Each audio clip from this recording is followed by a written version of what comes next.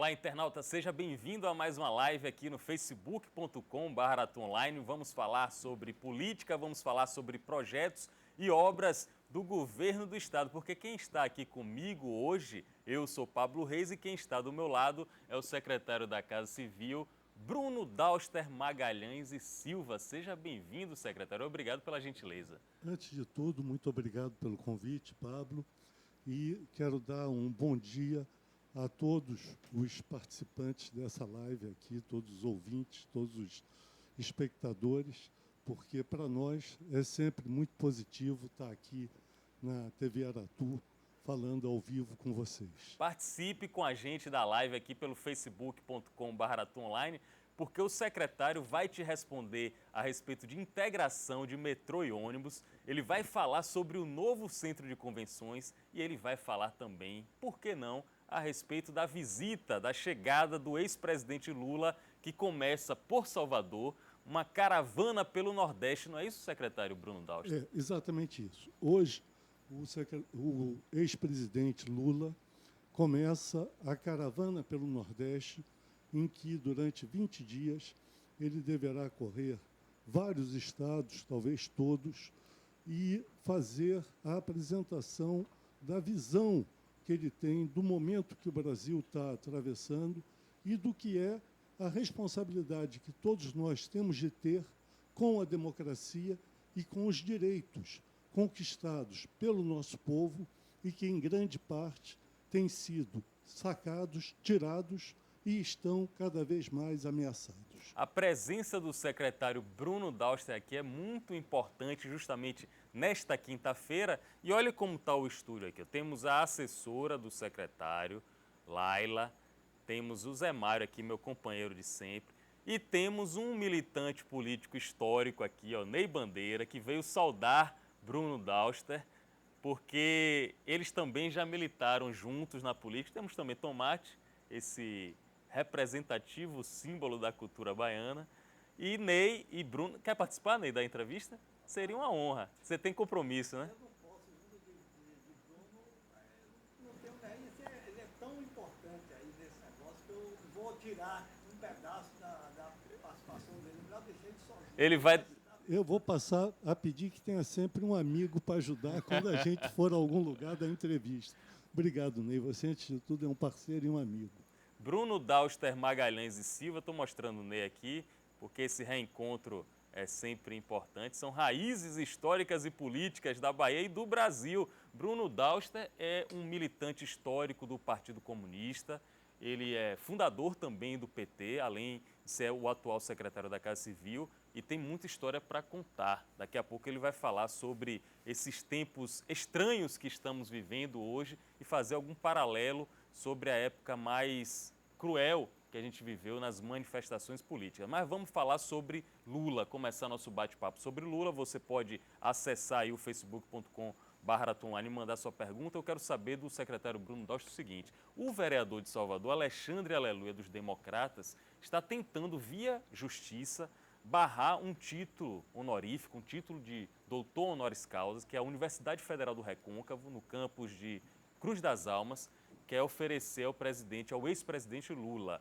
O que é que o senhor acha dessa posição e da alegação dele de que Lula é um condenado pela justiça e que não seria merecedor desse título, Bruno Dauster? Bom, vamos começar pelo final. Dizer que Lula é um condenado pela justiça é, antes de tudo, errado, porque a condenação só existe quando ela transita em julgado pelos vários níveis e ele foi efetivamente condenado na primeira instância num processo em que, antes dele dar o primeiro depoimento, ele já estava condenado. Todos nós sabemos... Como assim, secretário? Ele já estava condenado pela opinião pública, pelo ele juiz? Já estava condenado pela suposição do promotor e do juiz que juntos armaram, desde o primeiro dia, um teatro para que esta condenação acontecesse no final.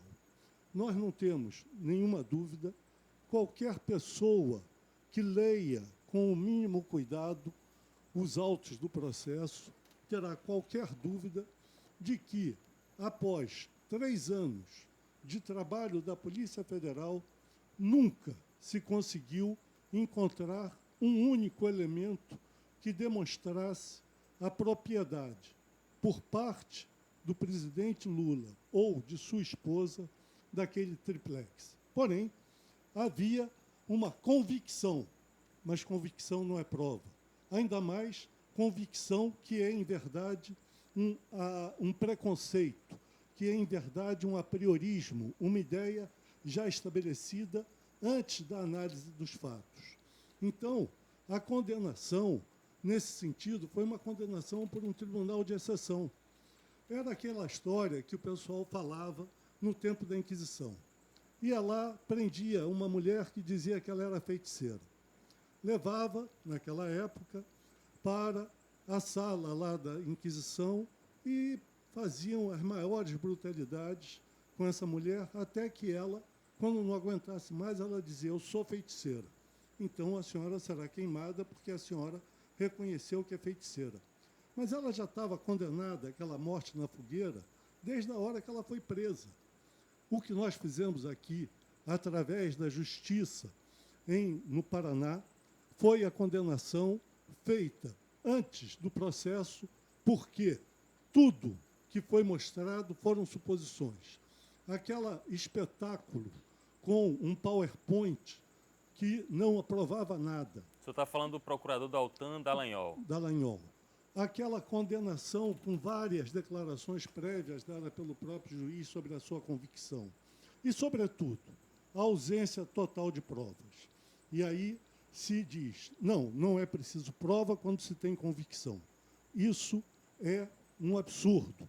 Sobretudo que aquele apartamento, inclusive, estava dado como garantia a um banco para um financiamento. Então, a gente pode dizer que Lula foi condenado? Não. A gente pode dizer que ele sofreu um severíssimo ataque político por tudo que ele fez como presidente, por tudo que ele representa como político, por tudo que ele representa para o povo brasileiro. Durante o governo Lula, pela primeira vez, o Brasil saiu do mapa da fome, pela primeira vez, as pessoas mais pobres tiveram condições de ter comida na sua mesa e ter dignidade.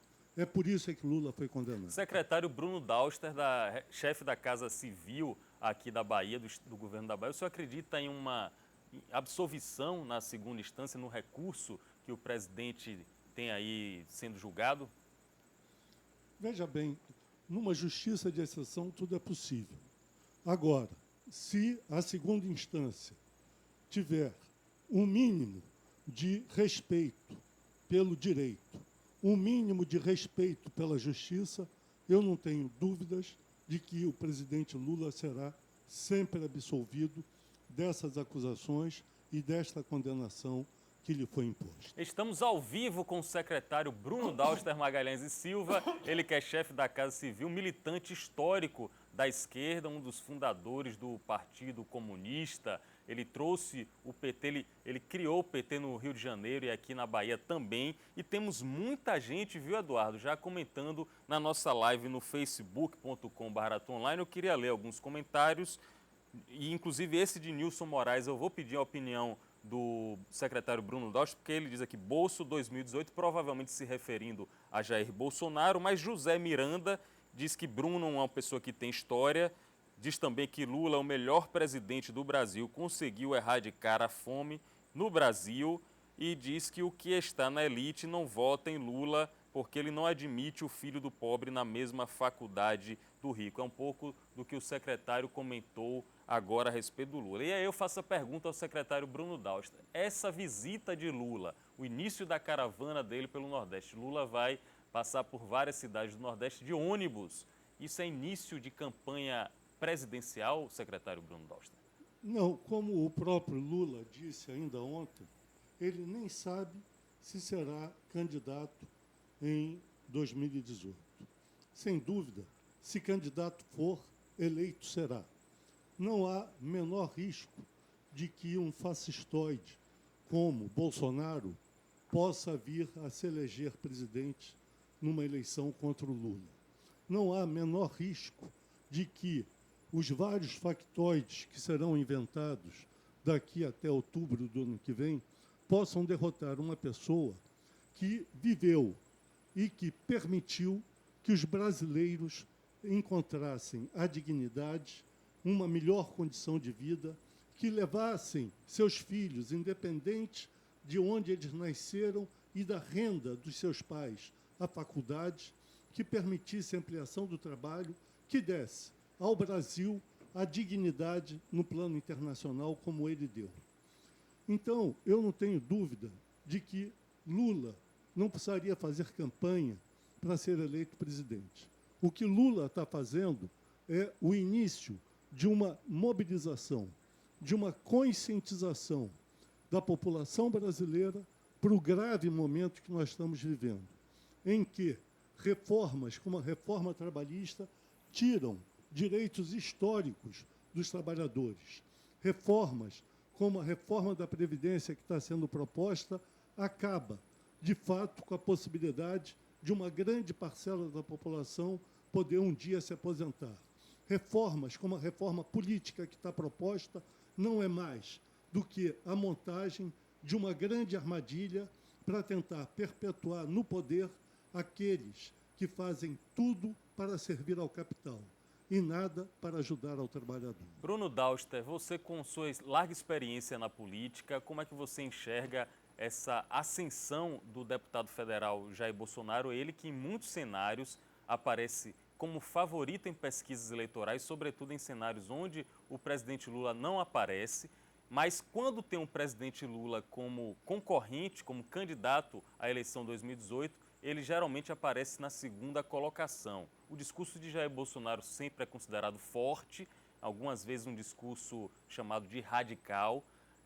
Aponta para isso que o senhor fala de uma era extremista na sociedade brasileira?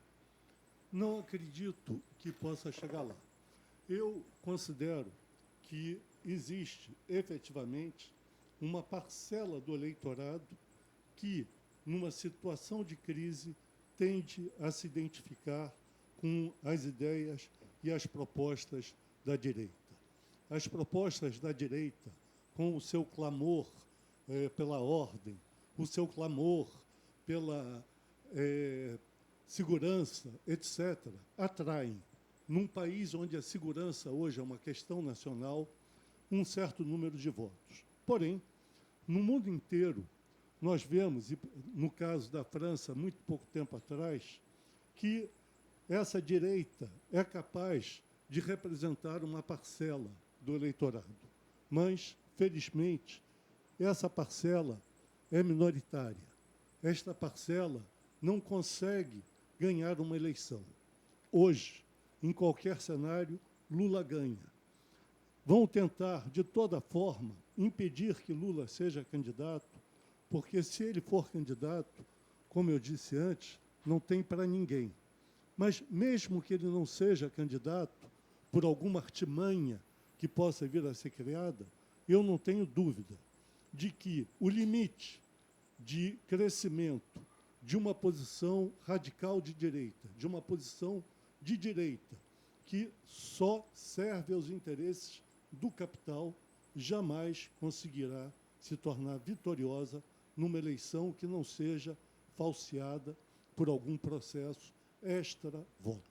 Bruno Dauster, na hipótese de Lula não poder ser candidato, como o senhor mencionou aí, que forças não gostariam que ele fosse candidato, a segunda opção do PT, eu queria saber a opção que o senhor colocaria no cenário. Poderia ser Jacques Wagner, poderia ser Gleisi Hoffmann, poderia ser algum deputado, algum governador, poderia ser Rui Costa como opção do PT à presidência da República?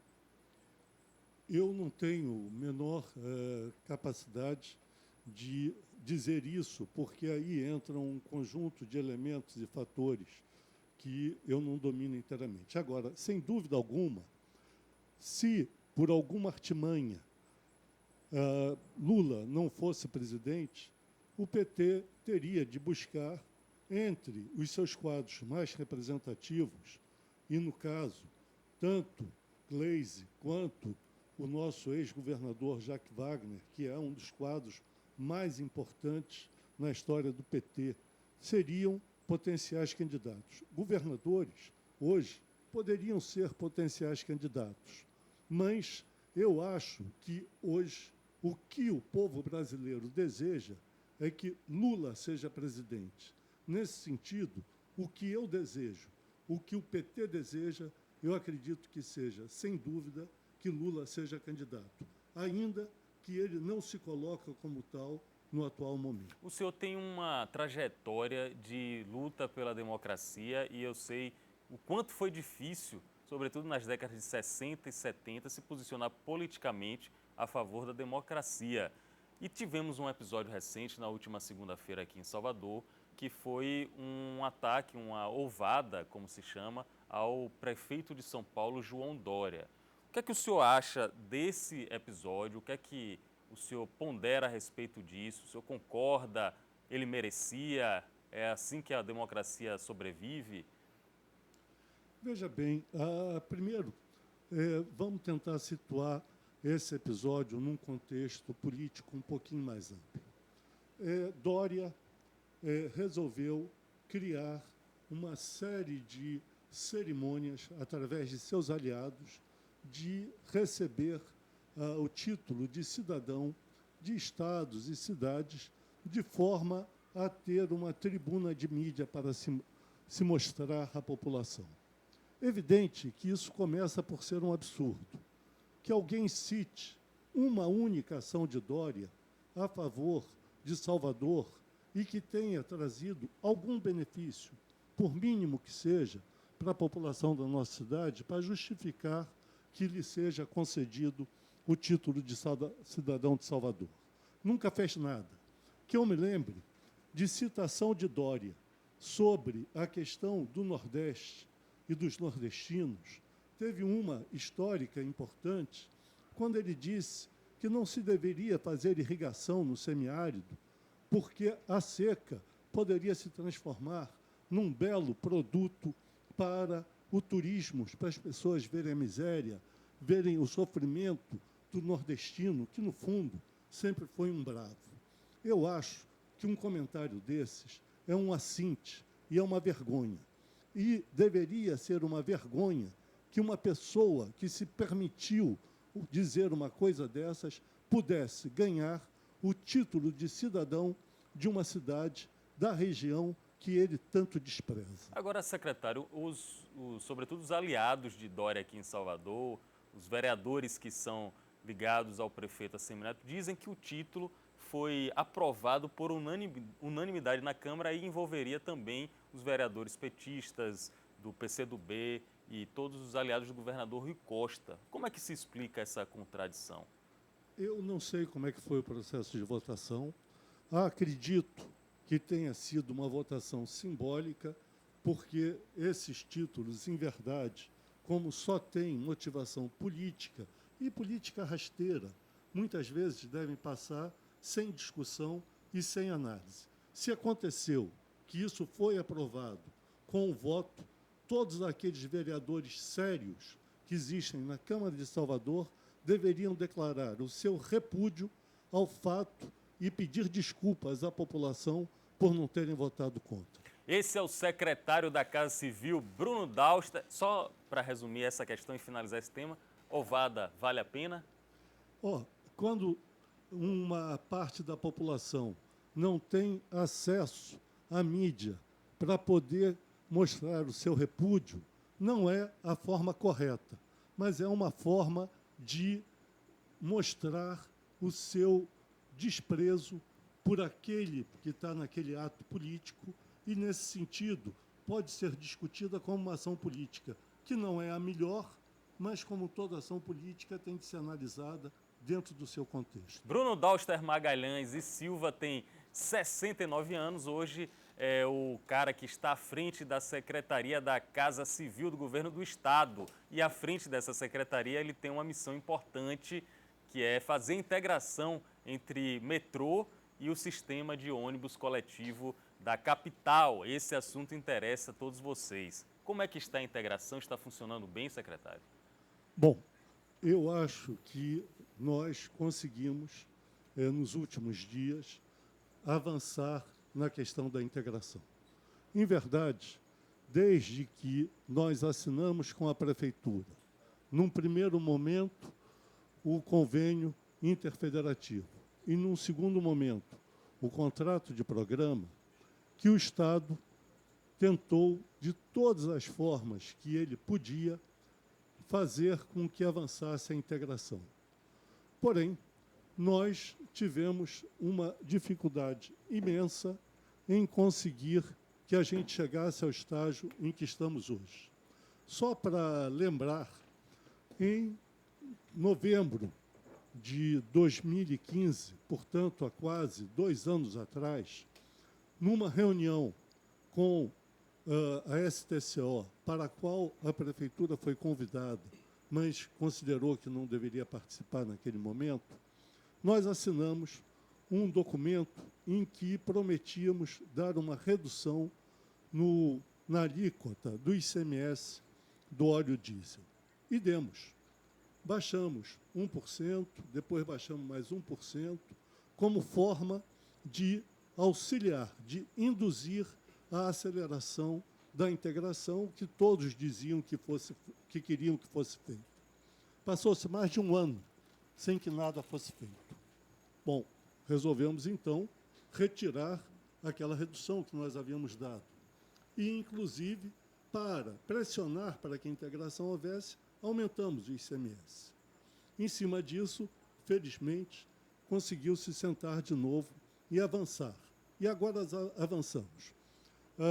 Junto ao MPE, que entrou no processo, tivemos um acordo em que, conforme era uma exigência do governo do Estado, imediatamente seria feita a integração dos passageiros metropolitanos que, apesar da Prefeitura ter dito que havia a integração plena, eram obrigados a pagar uma segunda passagem quando, no deslocamento da origem e destino deles, na viagem de casa para o trabalho ou para a escola, ou para onde eles tivessem de ir, depois que eles vinham no ônibus metropolitano, que é aquele ônibus que vem desde um município da região metropolitana para Salvador, eles estavam integrados com o metrô, a integração com o metrô já estava totalmente feita, entravam no metrô, mas quando eles desciam em algum lugar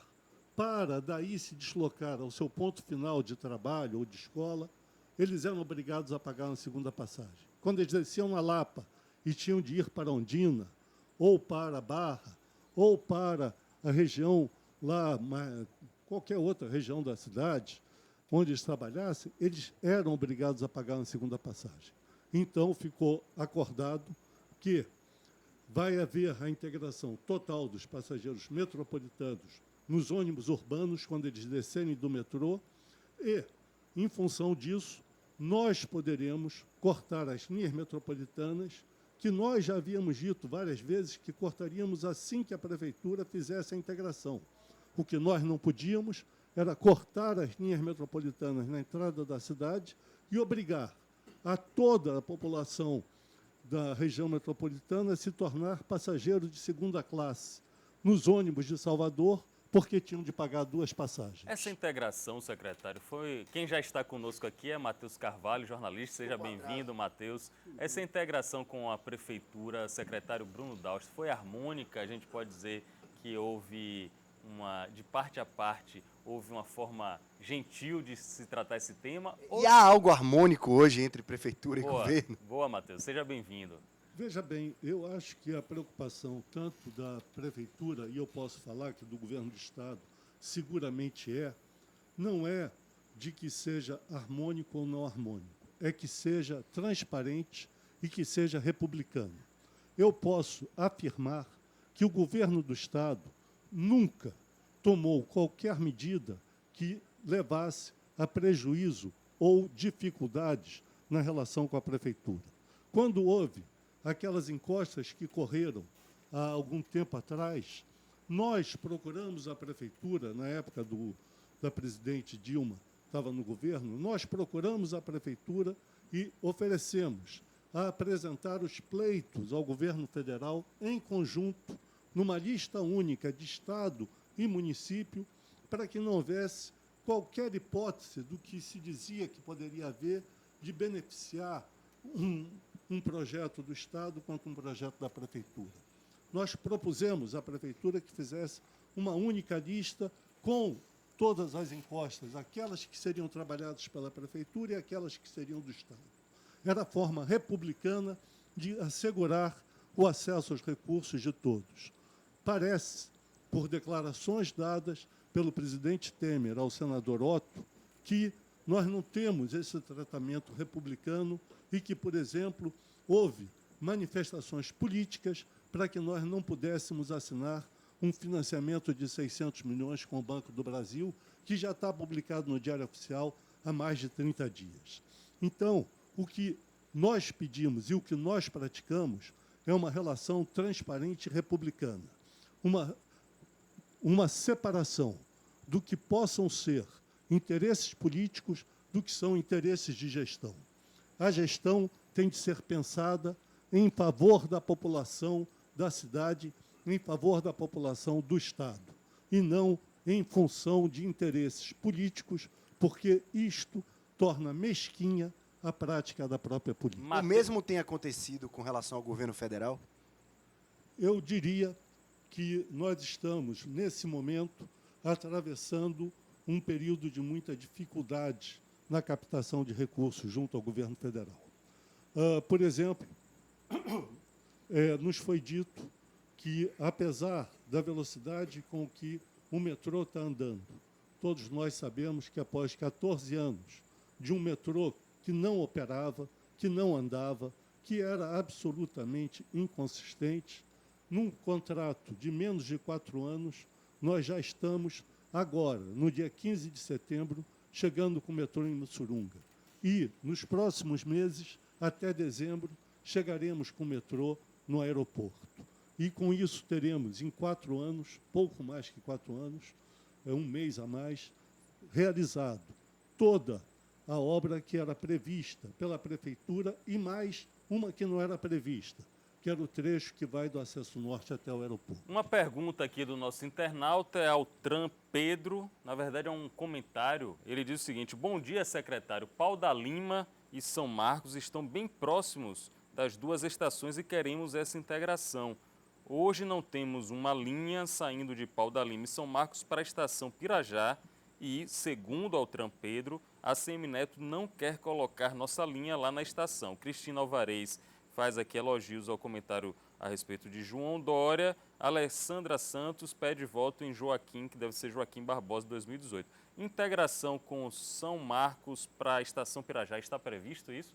Veja bem, a definição até esse momento das linhas de integração vai ser parte do plano de mobilidade e isso está, em grande medida, sob responsabilidade da prefeitura. Nós já apresentamos uma proposta inicial que era fazer linhas de integração exatamente nesse sentido que você está dizendo.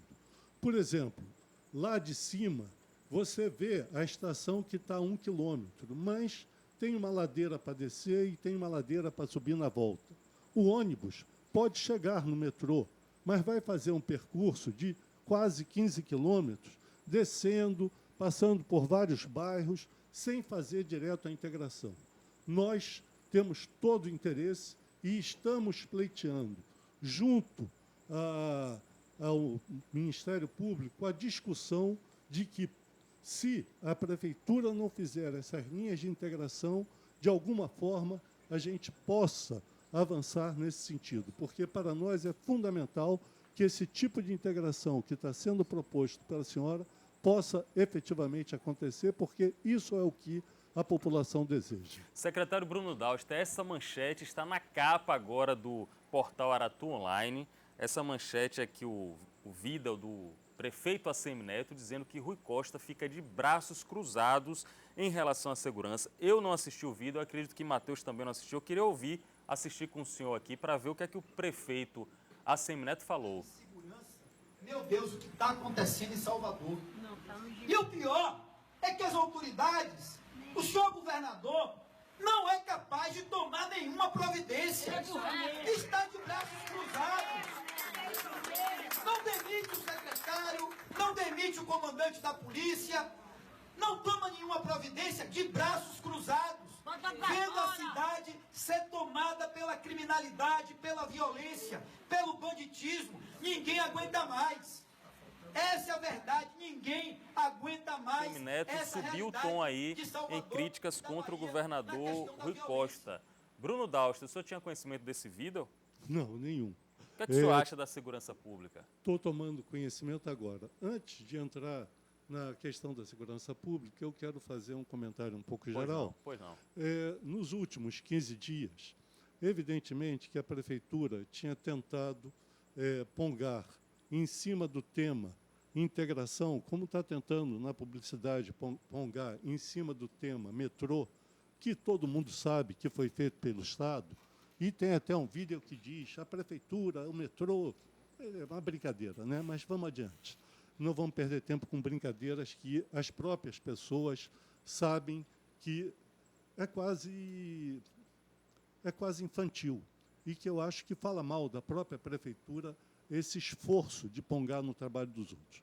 Mas o que eu queria dizer é que nos últimos 15 dias a Prefeitura tinha tentado definir como eixo de uma ação política a questão da integração. No momento em que ficou claro que a integração metropolitana, que a integração metrô-ônibus urbano, que a questão do ar-condicionado e do Wi-Fi, que nós já nos propusemos a bancar no momento que houver a renovação de frota, a questão da melhoria de todo o sistema com a redução da inoperância de algumas linhas, etc. Que isso era fruto do esforço do Estado e que eles sentiram que estavam perdendo terreno nessa área do discurso da integração, resolveu usar o discurso da segurança pública para tentar ocupar o espaço político com uma nova ofensiva. Porém, se a gente considera que o governador Rui Costa não fez nada na segurança pública, quando, nos últimos 3 anos, o orçamento da segurança pública passou de 1,5 bilhão para mais de 5 bilhões no momento de crise fiscal. E, sem dinheiro, você não faz segurança. Que houve processo de concurso e contratação de milhares de soldados e oficiais na PM. Que agora está sendo lançado um novo concurso para, de novo, ampliar os quadros da PM, porque nós temos tido um número muito grande e contínuo de soldados da PM que passam a aposentadoria. Então, quer dizer, no momento em que você faz tudo isso, evidentemente que não se está de braços cruzados. Porém, a questão da segurança hoje, no Brasil, não é uma questão do Estado da Bahia, nem é uma questão de uma cidade, é uma questão nacional.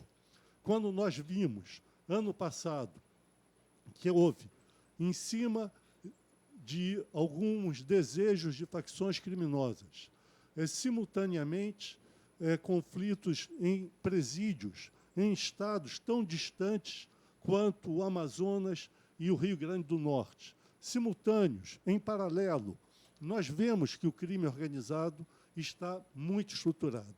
E é evidente que nós temos de ter uma política nacional de segurança para que a gente possa coordenar esforços e impedir, por um lado, a entrada da cocaína e de outras drogas pelas fronteiras secas, pelas fronteiras terrestres, onde isso acontece em grande escala, vindo da Bolívia, do Peru, da Colômbia, etc.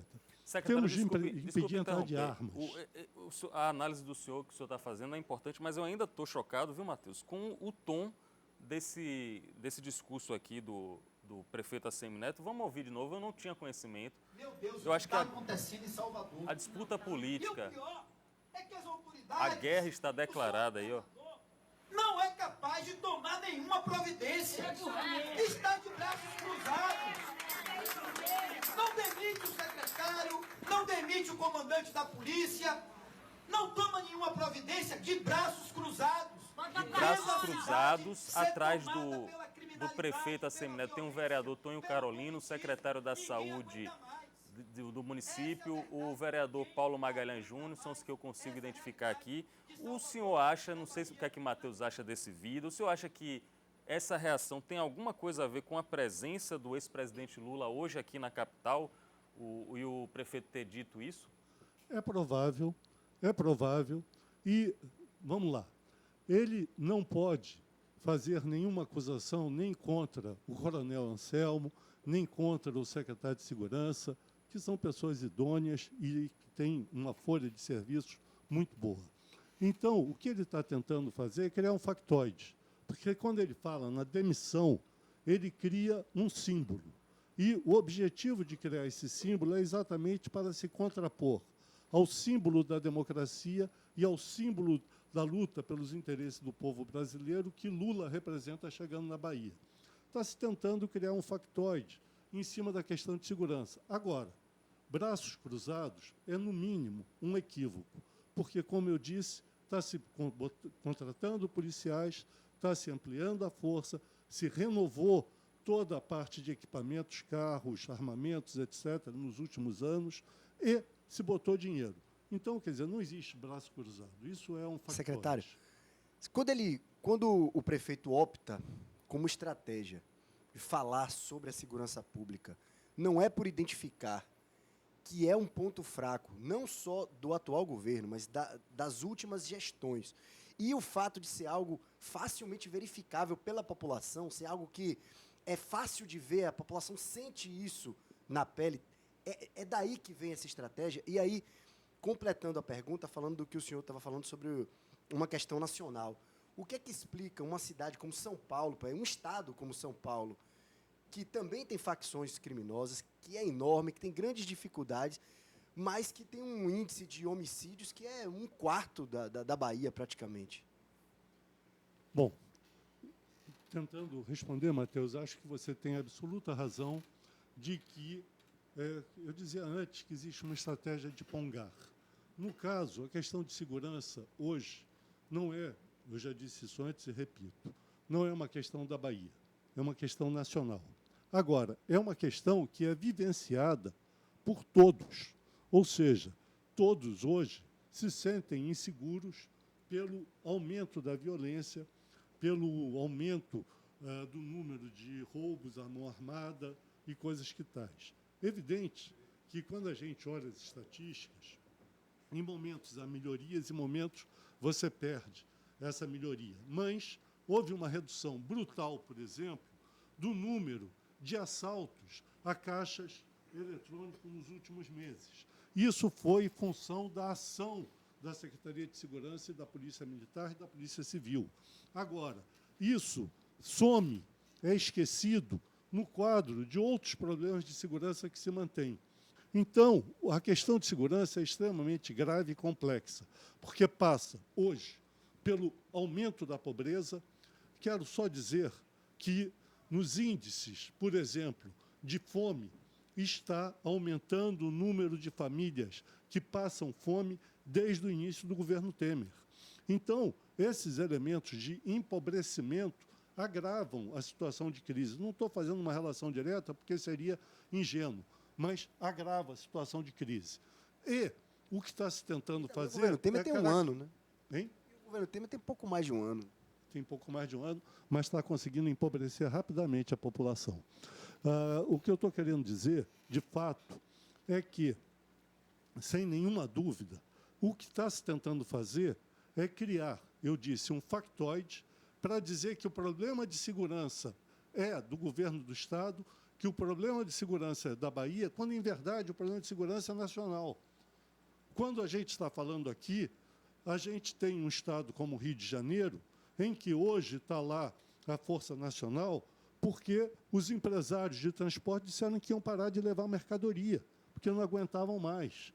Então, lá, sim, você chegou a um problema específico do Estado, que era um tipo de assalto que só estava ocorrendo lá. E a taxa de homicídio é menor do que a da Bahia.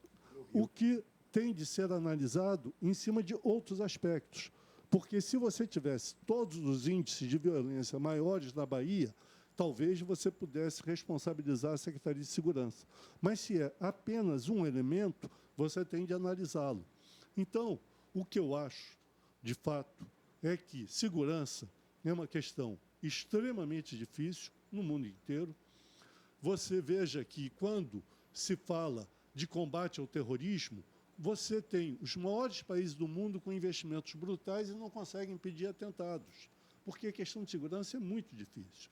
Então, tem de ser trabalhada com muito cuidado, com muita atenção, e o ideal é que a gente não utilizasse um elemento que é um elemento duro para a população, que é a questão da violência, com fins políticos, distorcendo a realidade e tentando dizer que é baiano um problema que, no fundo, ocorre em todo o país, por uma situação que se passa em todo o país. Inclusive, secretário, na própria reportagem que vocês podem acessar aí no aratuonline.com.br, parabéns Diógenes e equipe, essa reportagem é importante, vamos repercutir durante todo o dia.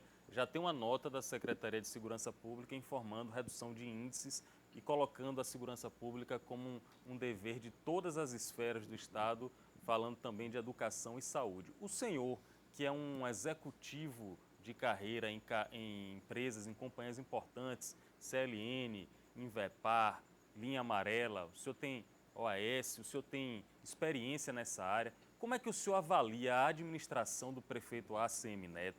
Está no segundo mandato, na metade do segundo mandato, e é considerado um político com um cunho administrativo acirrado. Ele gosta de passar a imagem de que trabalha muito e que é um bom administrador. O senhor concorda com isso? Veja, eu não tenho acompanhado no detalhe, até porque eu não tenho tempo, o desenvolvimento da ação administrativa do prefeito. Tenho uma sensação, nos últimos tempos, de que a cidade está mais suja do que estava há 1 ano e meio atrás, há 2 anos, e isso provavelmente é uma função da administração do prefeito. É a sensação que eu tenho. Tenho uma sensação de que o marketing da prefeitura é de extraordinária qualidade. Tanto que, se estou bem lembrado, o Rio Vermelho já foi inaugurada a sua recuperação 3 vezes nos últimos 2 anos. Então, é uma inauguração a cada 6 meses da mesma obra. Ou será que é inaugurada uma obra que não está acabada? Não sei. Não sei porque não fui lá fazer uma fiscalização e verificar.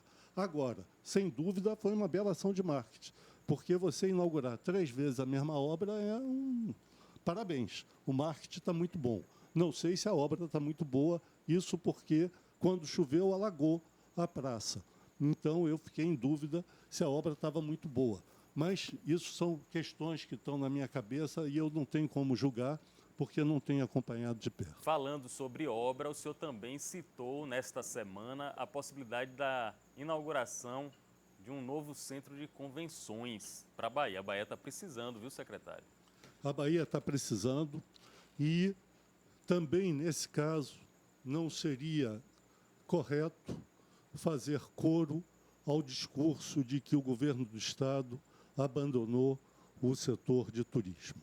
Hoje, nós temos, avançando de forma bastante interessante, toda a montagem do Prodetur do Estado, que vai dar um impulso forte para o turismo naval e o turismo em todo o entorno da Baía de Todos os Santos. Hoje, nós estamos nos preparando para retomar a questão do centro de convenções. O centro de convenções, por um acidente que ocorreu em setembro do ano passado, mas que já estava em situação precária há muito tempo, que era muito mal localizado, porque ali é um dos pontos de maior salinidade do Brasil, E a salinidade ataca diretamente a estrutura metálica que foi utilizada para a construção do centro, que levava a um custo operacional altíssimo por ano.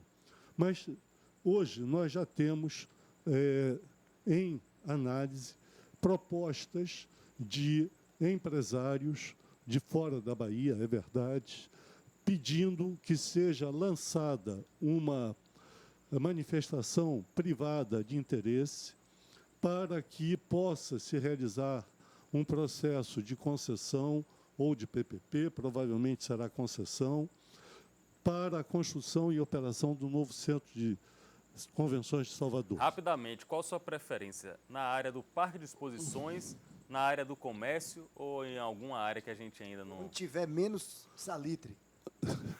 Já é uma boa opção onde tiver menos salitre. Não, eu não tenho opção.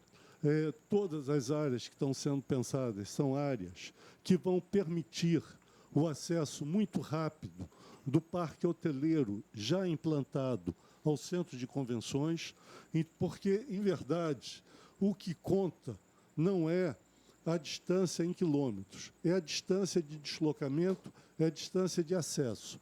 Então, quer dizer, seja na região do centro, seja na região da Paralela, com o metrô hoje, você chegará a qualquer dessas duas áreas em coisas de minutos, saindo ali, por exemplo, da região hoteleira, da próxima Tancredo Neves, que era a que dava apoio ao antigo centro de convenções.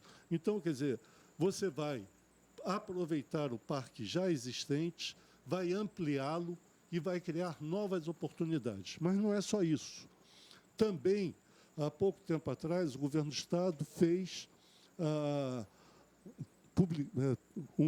colocou no Diário Oficial um decreto para atrair novos voos internacionais e nacionais para a Bahia. E, caso isso se concretize, eu tenho muita esperança que venha a se concretizar, será também uma alavancagem muito forte para o turismo aqui no Estado.